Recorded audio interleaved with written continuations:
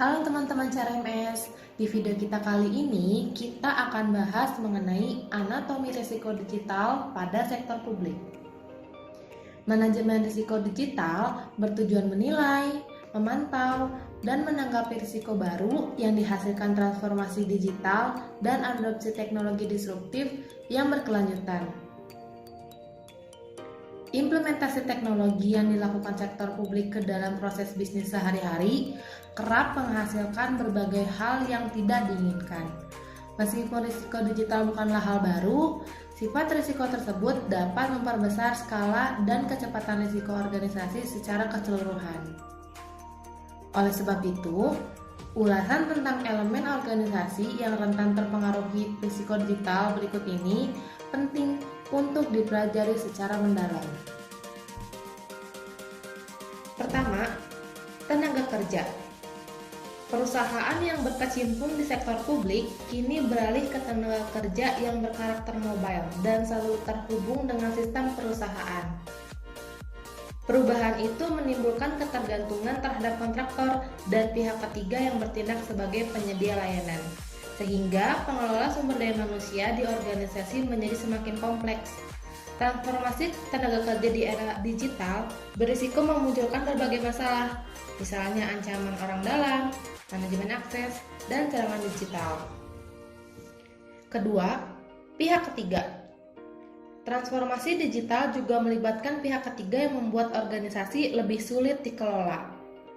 Dalam hal organisasi sektor publik, pihak ketiga belum tentu berperan sebagai vendor. Sektor publik sering berbagi informasi dengan pihak ketiga demi memfasilitasi layanan digital untuk masyarakat. Relasi dengan pihak ketiga yang kompleks membuat organisasi kesulitan mengidentifikasi dan mengelola risiko keamanan, akses, kepatuhan, dan risiko lainnya secara keseluruhan. Ketiga, sistem penyimpanan data di internet atau cloud. Organisasi juga sering kesulitan mendeteksi dan merespon ancaman berbasis cloud. Jika aplikasi dan layanan cloud tersebar di berbagai sistem internal organisasi, maka kemungkinan besar cloud tidak dapat diidentifikasi, dinilai, dan dipantau secara konsisten. Solusinya, semua aplikasi dan layanan cloud harus dikelola secara profesional demi meminimalkan risiko digital berbahaya di kemudian hari. Keempat, kepatuhan atau compliance.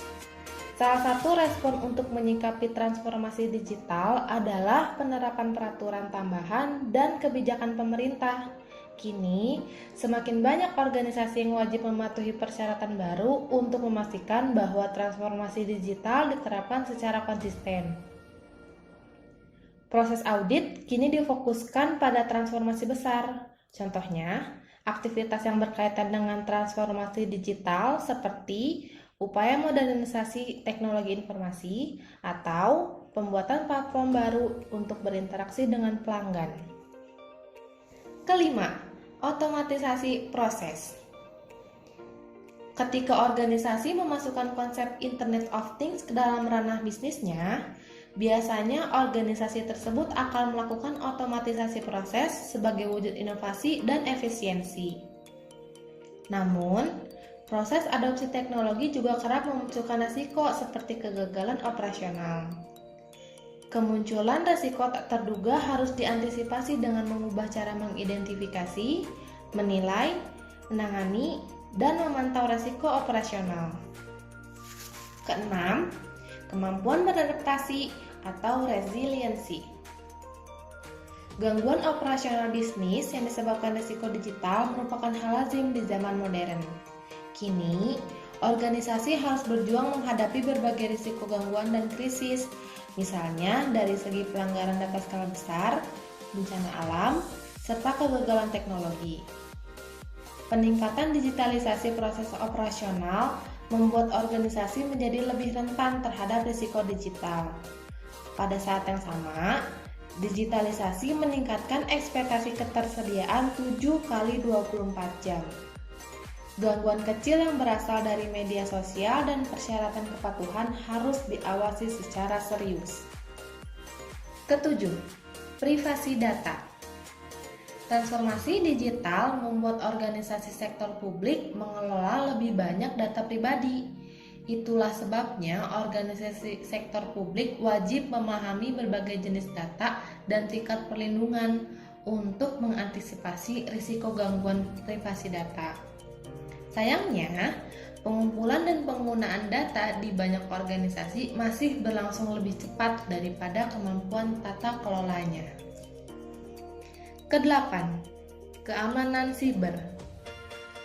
Ekspansi digital yang dilakukan organisasi turut memperbesar risiko serangan siber yang dapat menyebabkan proses mendeteksi, memprioritaskan, dan menanggapi ancaman menjadi lebih sulit.